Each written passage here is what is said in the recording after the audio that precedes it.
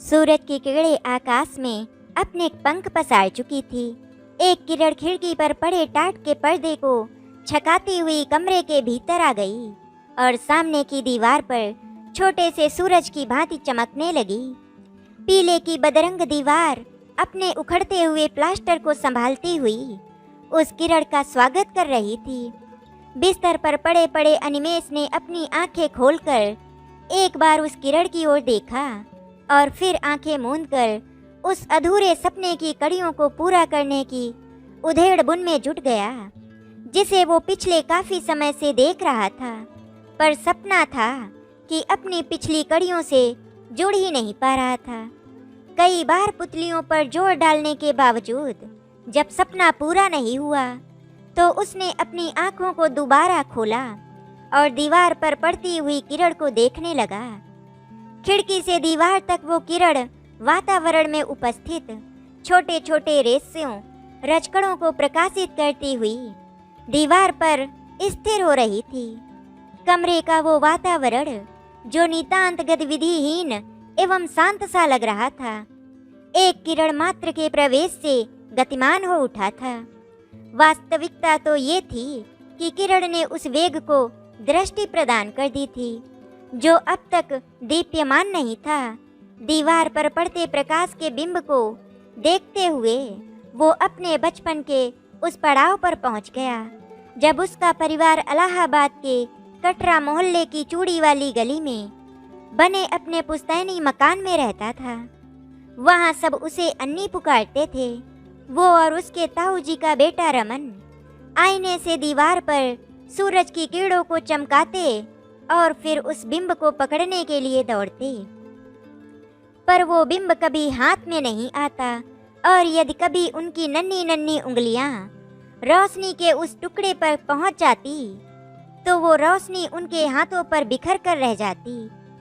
फिर भी सूरज के उस प्रतिबिंब को छूने में जो सुख मिलता वो अतुलनीय था। अनिमेष बिस्तर से उठा और एक बार फिर सूरज की उस किरण को अपने हाथों में कैद करने का प्रयास करने लगा। समय कितनी तेजी से बीतता है। रमन का ब्याह हो गया था और उसने वहीं इलाहाबाद में एक मेडिकल स्टोर खोल लिया था। कल का अन्नी आज का अनिमेष भगत बन चुका था। अनिमेष भगत एक बेरोजगार जिसने नौकरी के लिए अपने अलग मापदंड बना रखे थे, एक पुत्र जो अब घर से पैसे मांगने में शर्म का अनुभव करने लगा था, एक गुमनाम लेखक जिसकी रचनाओं को नगर का कोई भी बड़ा पत्र छापने को तैयार नहीं होता था। वास्तव में अनिमेष अपने भीतर छिपे लेखक को सबसे निकट पाता। धीरे धीरे घर से पैसे मांगने में शर्म आनी खत्म सी होती जा रही थी। वैसे भी अब घरवाले पैसे देने में हिचकिचाने लगे थे। वो 4 बार मांगता तो कभी 1 बार पैसे आते तो कभी वो भी ना आते। बेरोजगारी तो अपनी आदत ही डाल चुकी थी। वैसे भी वो लेखक ही था जिसकी बदौलत वो अपनी थोड़ी सी ज़रूरतों को पूरा करने भर के पैसे जुटा पाता। इलाहाबाद से दिल्ली आए उसे लगभग 3 वर्ष बीत चुके थे। नौकरी की तलाश उसे यहाँ खींच लाई थी। उसने सुना था कि दिल्ली में आने वाले वर्षों में 2 लाख से भी अधिक लोगों को रोजगार उपलब्ध होगा। नौकरियाँ थी अभियंताओं के लिए, बावर्चियों के लिए, मजदूरों के लिए, तकनीशियनों के लिए, अंग्रेजी को अंग्रेजों की तरह बोलने वालों के लिए, पर हिंदी में स्नातक के लिए कोई जगह किसी के पास नहीं थी। इधर उधर प्रकाशित होने वाले पत्र पत्रिकाओं में कुछ लिखा कर वो अपना जीवन यापन कर रहा था। समय के साथ पत्रकारिता ने अपना स्वरूप बदला है। समाचार पत्र पढ़ने के स्थान पर अब लोग न्यूज़ चैनल्स पर जीवंत समाचार देखना अधिक पसंद करते हैं। आज के समय में लेखक की जो स्थिति है वो भी किसी से छिपी नहीं है। पत्रकारिता के क्षेत्र में जो बदलाव आया है उसकी तीव्र गति में अनेक लेखक और कवि ऐसे हैं जो अचानक पीछे छूट गए हैं। अनिमेष लिखता तो अच्छा था, परंतु नवयुग जिस गति और जिस लयात्मकता की मांग उससे करता, वो उसके पास ना थी। संपादक चाहते थे कि वो कुछ चटपटा लिखे, कुछ ऐसा जिसको पढ़कर उत्तेजना पैदा की जा सके, पर वो जो लिखता था उसको ये कहकर नहीं छापा जाता कि ऐसा तो पहले भी बहुत बार लिखा जा चुका है। इस सब के बावजूद नगर में छापने वाले एक साप्ताहिक समाचार पत्र उजागर में अनिमेष की रचना अवश्य छपती थी। प्रत्येक रविवार को प्रकाशित होने वाले इस पत्र में लेख, कहानी, कविता या जो कुछ भी उसने लिखा होता वो छप जाता और 200 रुपये अनिमेष के हाथ पर रख दिए जाते। इस पत्र के संपादक थे श्रीमान राकेश पराशर। अनिमेष आज तक संपादक जी के इस स्नेह को समझ नहीं पाया था। ना तो वो उनकी जाति का था, ना उनके क्षेत्र से था और ना ही संपादक महोदय को कोई लाभ पहुंचाने की स्थिति में ही, फिर भी उसकी रचनाएं निर्बाध रूप से छपती आ रही थी। ऐसा सुनते हैं कि राकेश जी भी बहुत दिनों तक अपनी रचनाओं को छपवाने हेतु इधर उधर भेजते रहे थे और अंततः थक हार कर उन्होंने प्रिंटिंग प्रेस का काम शुरू कर दिया। काम अच्छा चल पड़ा तो अंदर छिपे लेखक ने एक बार फिर अंगड़ाइयाँ लेना प्रारंभ कर दिया तथा उन्होंने अपने स्वयं के अखबार उजागर की नींव रखी। आसपास के परिचित दुकानदारों से कुछ विज्ञापन मिल जाते और बाकी पैसे से वे अपनी जेब से लगाते थे। नए लोगों को लिखने के लिए प्रेरित करने में उन्हें आनंद आता था। सुनते तो ऐसा भी है कि आजकल के कुछ प्रतिष्ठित लेखक उनके आंगन से होकर ही अपने लक्ष्य तक पहुँचे हैं, परंतु उन लेखकों के नाम किसी को पता नहीं थे। अनिमेष को ऐसा नहीं लगता था कि वो भी दूसरे प्रसिद्ध लेखकों की तरह यहीं से अपने आप को लेखन की दुनिया में सिद्ध कर सकेगा। अनिमेष को कई बार ये सोचकर दुख होता था कि उसकी रचनाओं को बहुत कम लोग ही पढ़ते हैं। कलम से क्रांति का जो स्वप्न वो एक अरसे से देखता आ रहा था, वो उसको टूटता सा लगता। उजागर की कुल 2000 प्रतियां छपती थी, जिसमें से अधिकतर आसपास के दुकानदारों में मुफ्त बांट दी जाती और बाकी प्रेस से ही कबाड़ी वाले के पास पहुंच जाती। स्कूलों के बाहर खड़े फेरी वाले आमतौर पर उजागर पर ही चने, कुरकुरे आदि बेचते थे। कुल 200 साल प्रतियां ही असली पाठकों तक पहुंचती, जिसमें से अधिकतर मुख्य खबरों के आगे कम ही पढ़ते थे। ऐसे में चौथे पृष्ठ पर छपने वाले लेख को कितने लोग पढ़ते होंगे ये कहना कठिन नहीं था।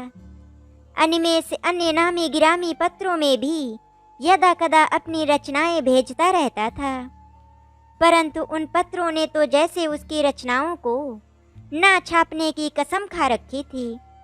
दैनिक प्रकरण में कल ही उसका लेख वापस आया था, वो लेख जो उसने हिंदू मुस्लिम एकता पर लिखा था। इसी एकता की कड़ियों में उलझकर एक लिफाफे के रूप में उसके सिरहाने पड़ा था। अलसाए हुए अनिमेष ने एक दृष्टि उस लिफाफे की ओर डाली, उठकर टूथपेस्ट को अपने ब्रश में लगाया था तथा कमरे से बाहर निकल आया। बरामदे में लगे आईने पर जब उसकी नजर पड़ी तो अपनी आंखों के नीचे उभरती हुई कालिक को देखकर वो एक बार ठिठका और फिर मन ही मन अपने आप से कुछ कहता हुआ आगे बढ़ा। उठो भाई, एक और दिन तैयार है तुमसे 2-2 हाथ करने के लिए। अभी बाबूलाल भी किराया किराया चिल्लाता हुआ आ रहा होगा।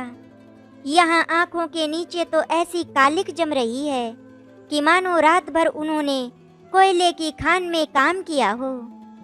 अम्मा अगर इस हालत में देख लें तो पहचान भी ना पाएं। चलूं, राकेश जी को ये लेख दे देता हूँ जाकर। एक वही है जो इसको छाप सकते हैं वरना यदि बाकी पत्रों का बस चले तो हिंदू मुस्लिम एकता को शब्दकोश से ही बाहर करवा दें। खैर, चाहे जितने लोग उस अखबार को पढ़ते हों, पर कोई एक पाठक ऐसा था जो एक पोस्ट कार्ड पर अपनी प्रतिक्रिया लिखकर अवश्य भेजता था। 25 पैसे का वो पोस्ट कार्ड भले ही हजारों का ना होता हो, पर अनिमेष के लिए वो 200 रुपए का तो है ही, क्योंकि उसको पाने के बाद ही वो अपने अगले लेख को लिखने की हिम्मत जुटा पाता। अनिमेष को ऐसा लगता कि यदि कोई उसकी रचना पर अपनी प्रतिक्रिया दे रहा है तो हो न हो कहीं न कहीं उसकी कलम अपने उद्देश्य में सफल हो रही है। कमरे में वापस आकर उसने एक बार फिर पोस्ट कार्ड को देखा। प्रिय लेखक जी, आज आपका लेख पढ़ा, बहुत अच्छा लगा। ऐसी मनोहारी रहस्य रचना पढ़े एक अरसा बीत गया था। भा से भारत, भा से भूख, भा से भ्रष्टाचार की श्रृंखलाओं को अपने एक कुशल चितेरे की तरह अपने कैनवस पर उतारा है। लेखक की भाषा और शैली भी बहुत अच्छी लगी। व्यंग्यात्मकता के पुट के कारण लेख और भी सुंदर बन पड़ा है। आशा है कि आप आगे भी ऐसे ही उत्तम लेखों से हम पाठकों की भी तृष्णा को शांत करते रहेंगे। अब तक कम से कम 20 बार वो इसको पढ़ चुका था, पर उसे ऐसा लगता मानो प्रशंसा अथवा प्रतिक्रिया के ये शब्द उसको असीम शक्ति प्रदान कर रहे हों। कभी कभी तो उसका ऐसा लगता कि यदि वो पोस्ट कार्ड उसके पास ना आए तो वो आगे कुछ भी लिख ना पाए। वैसे वो ये भी जानता था कि उसका ऐसा सोचना एक अंधविश्वास से अधिक कुछ भी नहीं था, परंतु ऐसा अंधविश्वास जिसने व्यक्ति को प्रेरणा मिलती हो, विश्वास करने योग्य होता है। पोस्ट कार्ड के अक्षर अक्षर को एक बार पुनः अपने मानस में बिठाकर अनिमेष ने अपनी साइकिल उठाई और उजागर के दफ्तर की ओर बढ़ा चला। कुछ ही समय में अपने लेख को बगल में दबाए वो राकेश जी के सामने खड़ा था। उसने लेख को राकेश जी के आगे बढ़ाया। राकेश ने अनिमेष की आंखों में आंखें डालते हुए कहा, अरे ये खेद सहित का पर्चा तो हटा देते। कितनी बार समझाया है तुम्हें कि तुम हमारे पेटेंट लेखक हो, मगर तुम मानते नहीं हो। बड़े पत्रों में छपने के लिए बड़ा नाम, बड़ी जान पहचान का होना बहुत आवश्यक है। लिफाफा वापस आने पर होने वाले दुख से भी परिचित हूँ, पर ऐसे ही कोई प्रेमचंद थोड़े ही बन जाता है। देखूं तो क्या लिखा है तुम्हारी आग उगलती धारदार कलम ने। हम हिंदू मुस्लिम बढ़िया हैं, छप जाएगा, ये लो भाई हमारा आशीर्वाद। इतना कहते हुए उन्होंने 200 रुपए अनिमेष को पकड़ा दिए। अनिमेष रुपए लेकर चुपचाप अपने घर की ओर चल पड़ा। अनिमेष के जीवन में एक और बड़ा ही महत्वपूर्ण प्राणी था, उसका मकान मालिक बाबूलाल जी। उसके कमरे में सामने वाले कमरे में ही रहता था। कभी वो किसी से बोलता तो ऐसे मानो कोई बहुत बड़ा एहसान कर रहा हो। उसकी बातचीत को झगड़े में बदलते ज़्यादा समय नहीं लगता था। पिछले 4 महीनों में अनिमेष को कई बार बत्ती जलती छोड़ देने की वजह से फटकार पड़ चुकी थी। कमरे का किराया 500 रुपये था। कमरे के अलावा एक कुर्सी, एक मेज और एक तख्त भी उस कमरे में पहले से पड़े थे। बिजली का अलग से कुछ नहीं लिया जाता था, अतः यदि बाबूलाल बिना मतलब बत्ती जलती देख लेता तो आग बबूला हो उठता।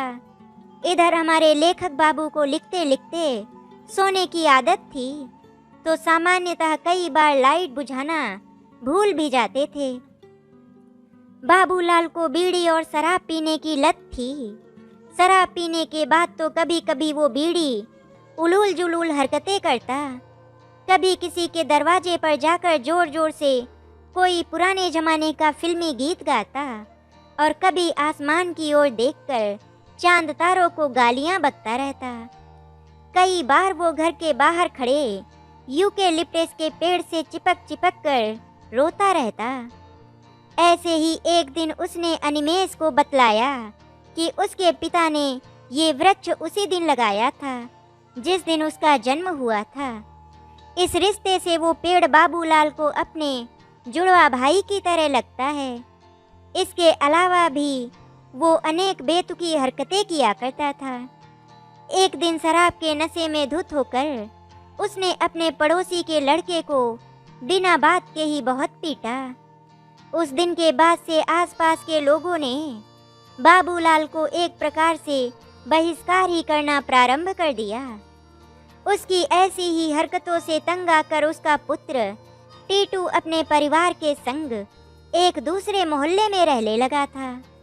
परंतु बाबूलाल सबसे यही कहते थे कि उसने अपने बेटे और बहू से तंग आकर घर से निकाल दिया। जैसे ही अनिमेष घर में घुसा, बाबूलाल ने उसका दरवाज़ा खटखटाया। आज 1 तारीख है, किराया कहाँ है? जी, अभी तो मेरे पास 200 रुपये ही हैं। लाओ, अभी इतने ले रहा हूँ, पर याद रहे बाकी के 300 रुपये भी जल्दी मिल जाने चाहिए, नहीं तो तुझे समाज सेवा करने का कोई शौक नहीं है मुझको। बाकी के पैसे आपको 2 दिन में लाकर दे दूंगा। इतना कहकर अनिमेष अपने कमरे में आ गया। दिन बीत चुके थे। अनिमेष रात को देर से सोया था, अतः अभी तक उठा नहीं था।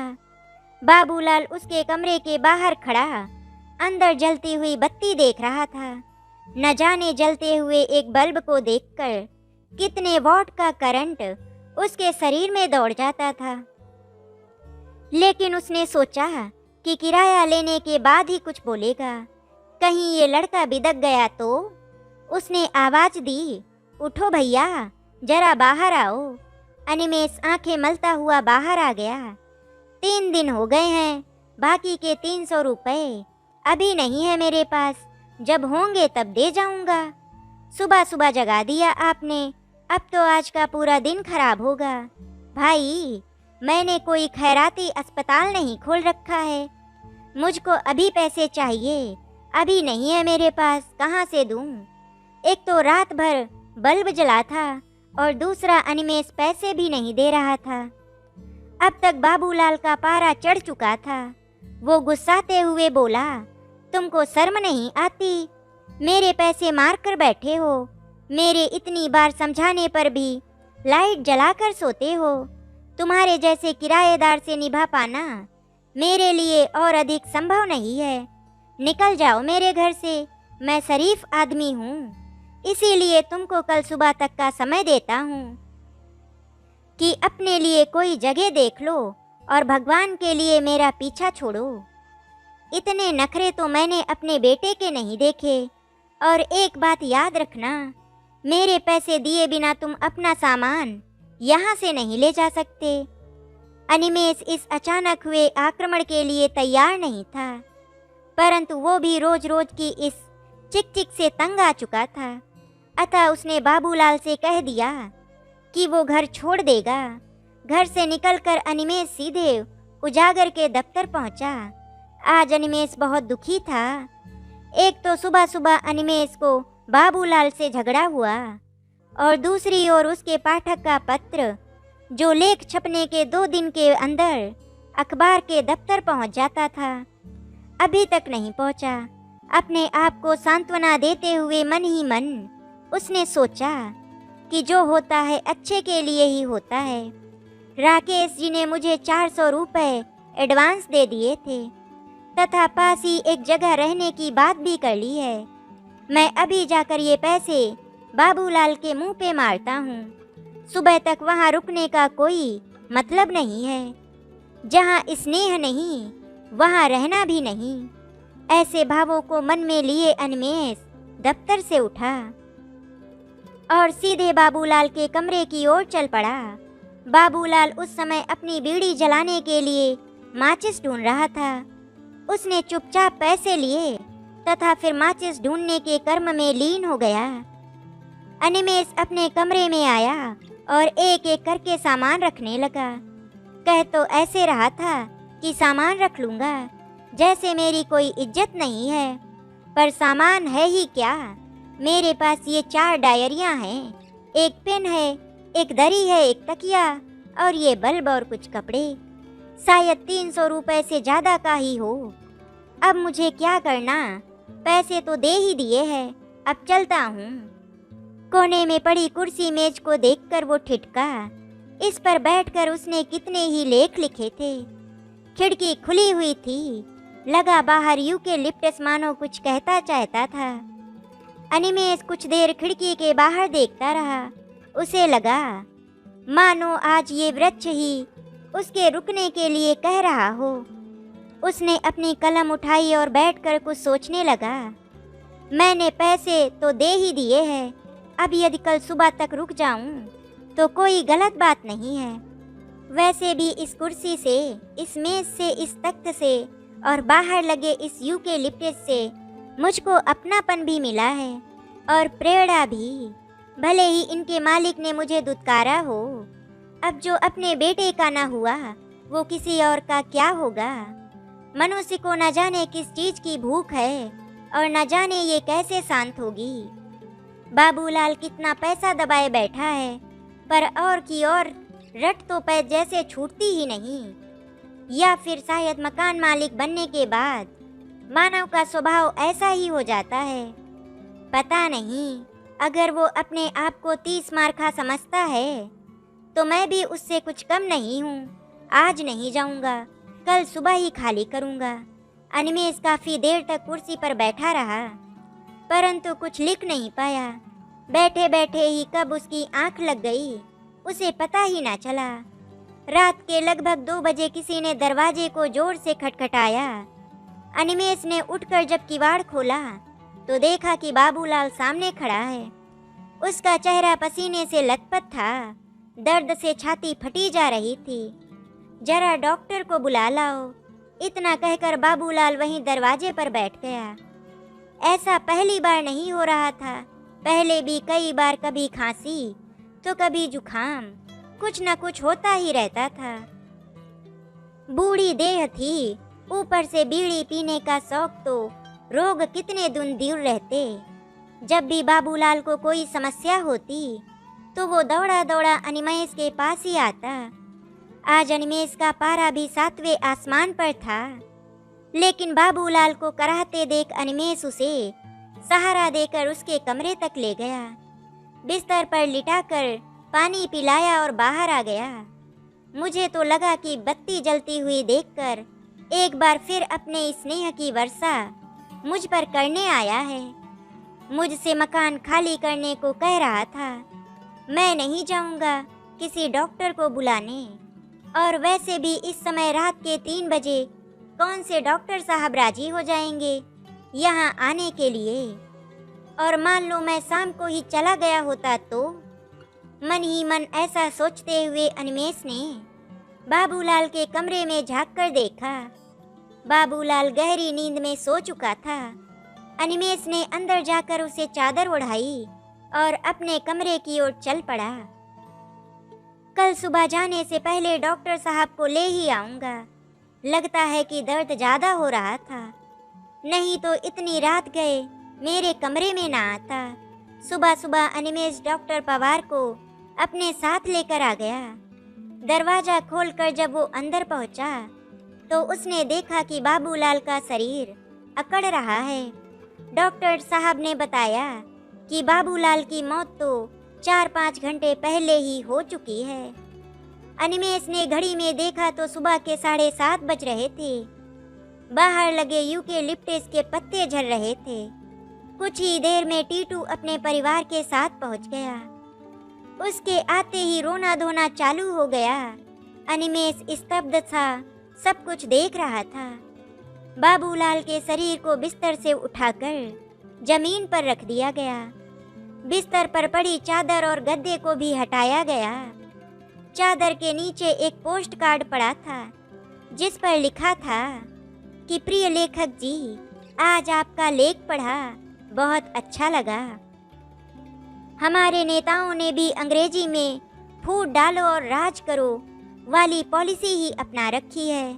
आपके लेख में एक आम आदमी के मजहब की जो बातें बताई गई हैं वे प्रशंसनीय है। इधर स्वास्थ्य में कुछ गड़बड़ी की वजह से आज मैं पत्र डाल नहीं पा रहा हूँ। 1-2 दिन में अवश्य पोस्ट कर दूंगा। आपके अगले लेख के इंतजार में आपका पाठक। टीटू ने पत्र को एक ओर रखा तथा अर्थी तैयार करने लगा। अचानक अनिमेष दहाड़े मार मार कर रोने लगा।